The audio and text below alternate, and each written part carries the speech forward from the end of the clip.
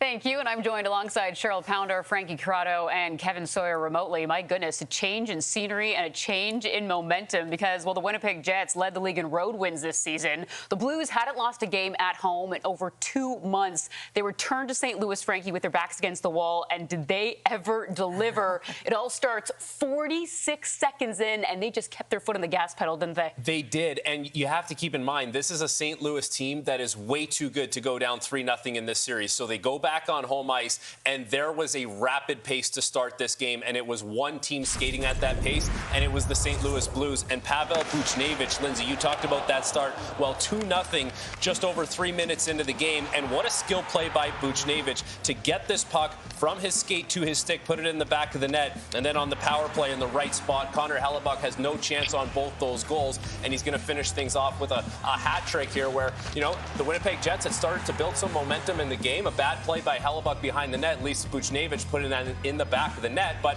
like this is a St. Louis team that was not going to go away quietly. We've talked about it all postseason long. I know we're early in the tenure of the postseason, but this is a team that was the best team in the NHL from the Four Nations break till the end of the regular season. They were not going to let the Winnipeg Jets walk into their building and beat them and go down 3-0. That is a big win for the St. Louis Blues. There was electricity in the barn, wasn't it? Because they were so assertive right off the hop, and I think it all started with the forecheck.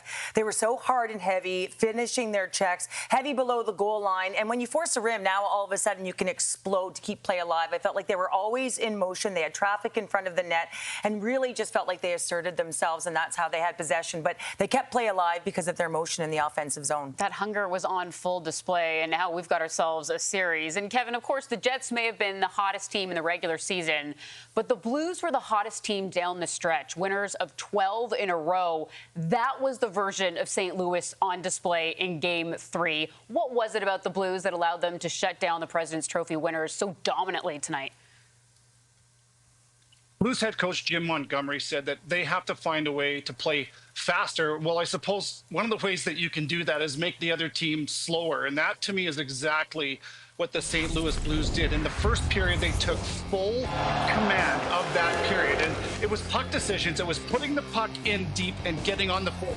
39 finish checks in the first period.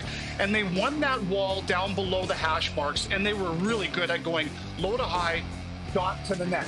When they lost the puck in the offensive zone, it was always off of a forecheck, and how quickly they would reload. Look how quickly they, without the puck, get above the Winnipeg Jets in layers. And by the time they get to their own defensive blue line, they've got possession right back. And it was rinse, repeat, reload in the offensive zone. Look at the way they used the wall, high to low.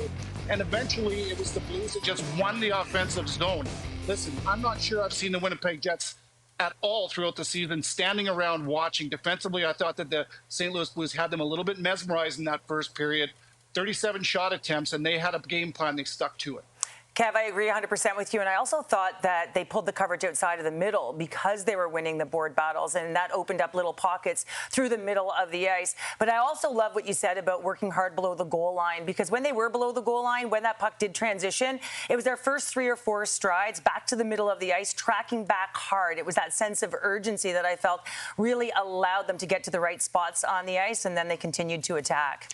And now, Cheryl, of course, throughout the series, a storyline we've been following is the goaltending battle. You got Connor Hellebuyck against Jordan Binnington. Safe to say, Hellebuyck owned Game 2, but Binnington really stepped up. And this is a narrative we followed around him. He performs under pressure. That was evident at the Four Nations face-off and also on this night. And he wasn't extremely tested, but he got his team the win when he was under pressure. Absolutely. And the big thing here is he had 2 losses, right, coming out of Winnipeg, so he needed this win, and he got this win. But he was able to make this timely save, and I think that's pretty important. When you only face 18 shots, you have to find a way, if you're not that busy, to make the save when it comes at you, and he did just that. He got square to pucks, kicked rebounds to safety. Most importantly, was able to track Perfetti. This was one of the best opportunities they had. We can talk about this, though, a lot, because, you know, from all of the different angles, it did look like that it had crossed the line. You know what? And you're right, Cheryl. It wasn't an overly busy night for Jordan Binnington, but he had to make the saves that he was supposed to make. But you think about how this game could have been different if the Cole Perfetti shot is like 2 or 3 inches more into that glove, or the glove is a little more into that net. We're talking about the momentum changing. But, you know, when you watch this happen in real time, you're like, okay, that's a save, but they're going to have a look at this because maybe there's a chance that that glove was behind the goal line. And, of course, we get the really long review, and that takes the wind out of the sails of the Jets, who are on this power play. They're starting to buzz around a little bit, and ultimately, there's just not enough there that you can determine that this puck definitively crossed the goal line so you can reverse that call. And then, of course, the Winnipeg Jets don't score on that power play. It has a little bit of a lethargic end to the period, and then they have to struggle to get that momentum back. But that is the difference right now. It really is that battle of inches at times. Well, Frank, you mentioned the long review as well. Kevin, what do you think? I mean, this went back and forth. It seemed as though we were having a little conversation of our own in the review room. Ultimately, no goal, the right call? It was the right call. Listen, I believe the puck had crossed the goal line, but it has to be definitive. So the right call was made, in my opinion.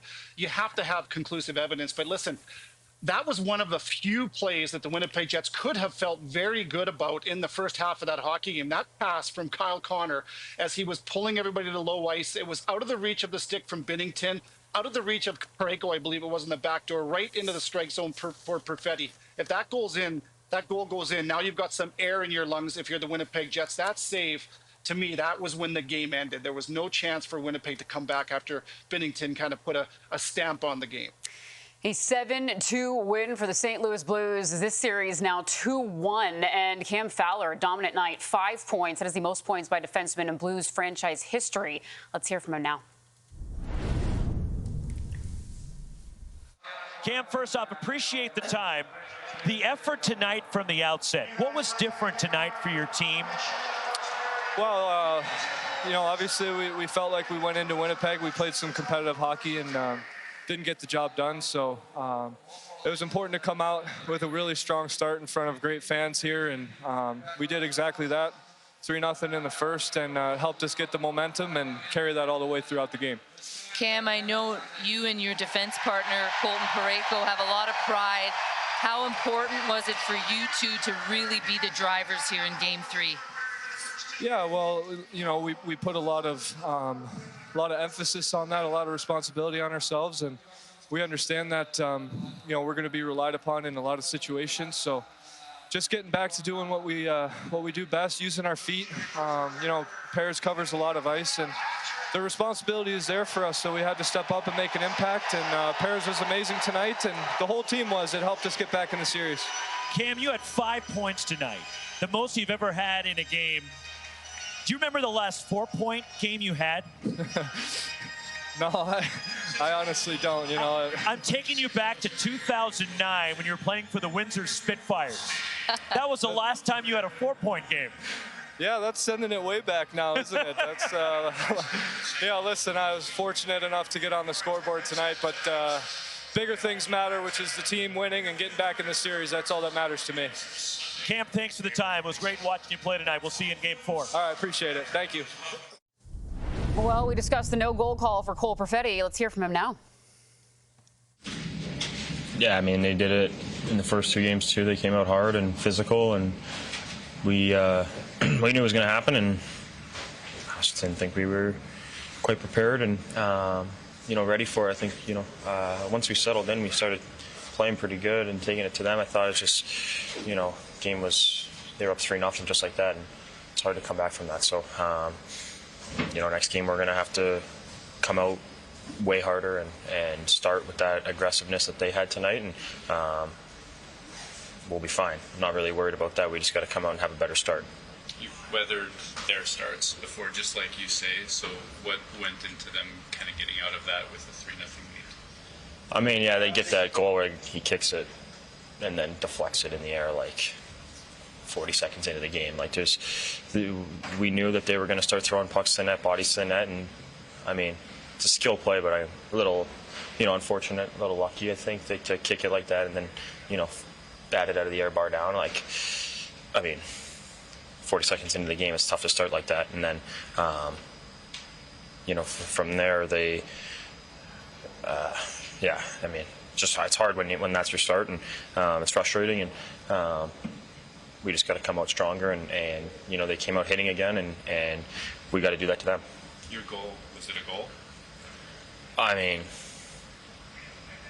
I saw a video on the bench that looked pretty evident. I mean, I don't know what angle they saw. I mean, from what I understand, they said that they didn't have an angle of it, and meanwhile it was on the scoreboard, and their crowd kind of went, oh.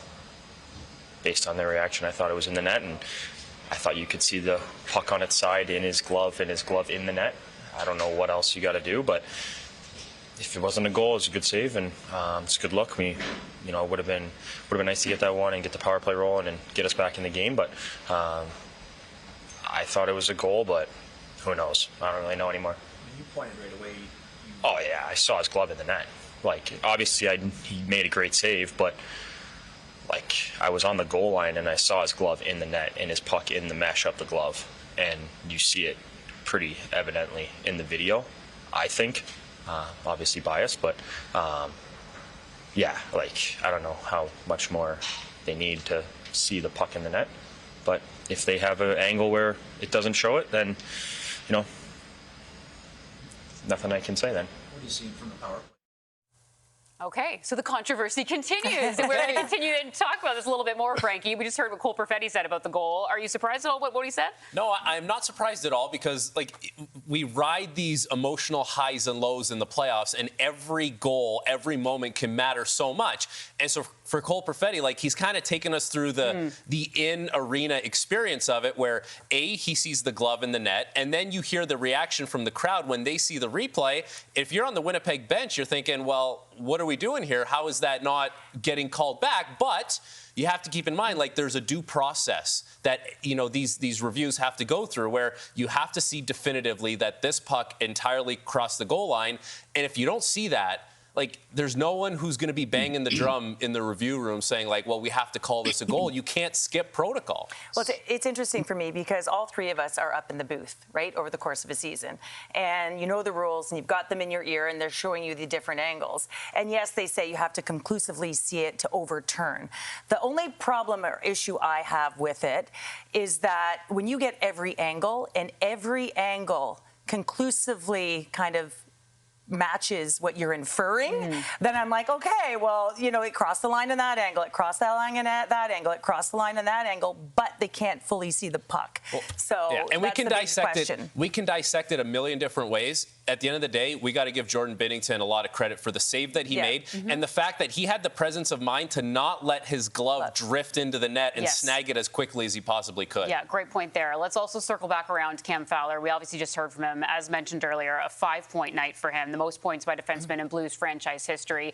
And Cheryl, I love what he said about the fact that he knew what the Blues were up against on this night. They were playing with emotion. They were back in front of a home crowd, and they stepped up when they needed to. Well, they knew that the start was critically important, right? And when you get 5 points on a night, you're pretty effective from start to finish. And Cam Fowler was excellent. And on his goal, I just felt like he had the first touch and the last touch. It's a controlled exit right here, but if you watch his approach to the neutral zone, you're going to have some good puck movement. He's actually going to take a diagonal to support the puck here, and that's going to allow him to get to the pocket, to free him up, to get in behind the coverage, backhand, forehand, and to be able to finish it off. A beautiful dish, an even better finish, but that's a 200-foot play from a defenseman who got lost in coverage, right? Coming up the ice, and the Jets weren't fully aware of him, but he had speed through the neutral zone, but it was that diagonal to support the puck, create that 2-on-1 to that pocket to be able to bury it. Absolutely. Now, Kevin, a quick note on the Jets' fourth line on this night. Dave Gustafson scoring the Jets' first goal, and all in all, this being a night the Jets probably want to flush and forget, but what stood out to you about the fourth line on this night?